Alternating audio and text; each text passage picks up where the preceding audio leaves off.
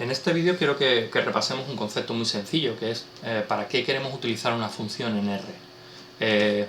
Hemos visto anteriormente que este concepto puede dar algunos problemas, algunos errores recurrentes que vemos en ejercicios y demás. Entonces quiero partir del ejemplo en el que terminamos el vídeo anterior, la función plotFile, para repasar un poco este concepto. ¿Qué queremos obtener de una función en R? Esta función que hicimos en el ejemplo anterior la hemos utilizado para representar gráficamente muchos archivos de texto de golpe, sin tener que repetir el mismo comando en la consola una y otra vez. Entonces toma como argumento el nombre del archivo que vamos a pasarle en ese momento concreto. Le hemos llamado file, puede llamarse X, nos da igual. Aquí, entonces, cuando leemos el archivo, tenemos que leer el argumento que le pasamos a la función, ¿de acuerdo? ¿Qué ocurre?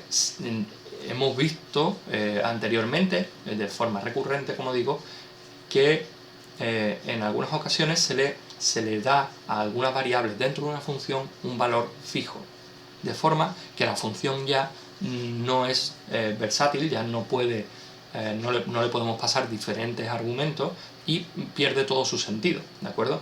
Si yo, por ejemplo, aquí, en vez de leer readTable, el nombre del archivo que le he pasado a la función como argumento, le pongo un valor fijo de archivo.txt,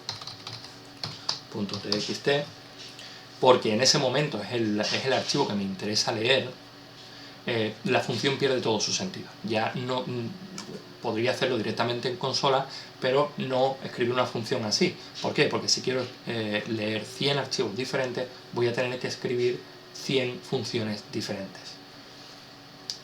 Con lo cual ya pierde todas sus ventajas. Os pongo otro ejemplo bastante simple. Por ejemplo, vamos a crear una función que ya hemos hecho anteriormente, una función que se llama quad,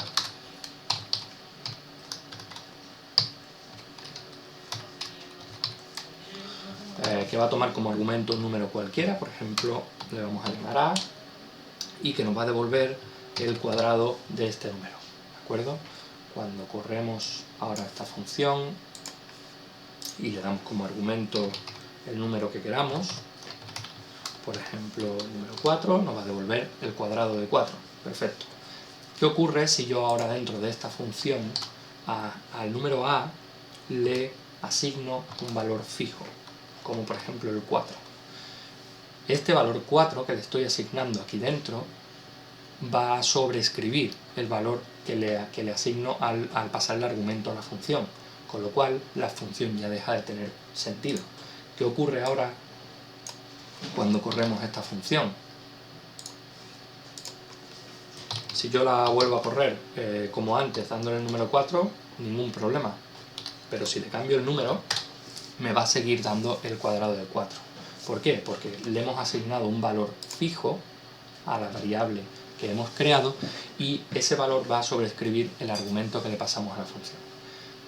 Esto puede parecer muy obvio y muy sencillo, pero como digo, es un error que vemos recurrentemente en los ejercicios y parece ser un problema de concepto que tenemos al principio cuando no estamos acostumbrados a pensar en programación y en hacer cosas realmente para un número muy grande de archivos o un número determinado de veces, pero muy alto, ¿de acuerdo? Entonces quiero que tengáis esto en cuenta cuando generéis vuestras propias funciones.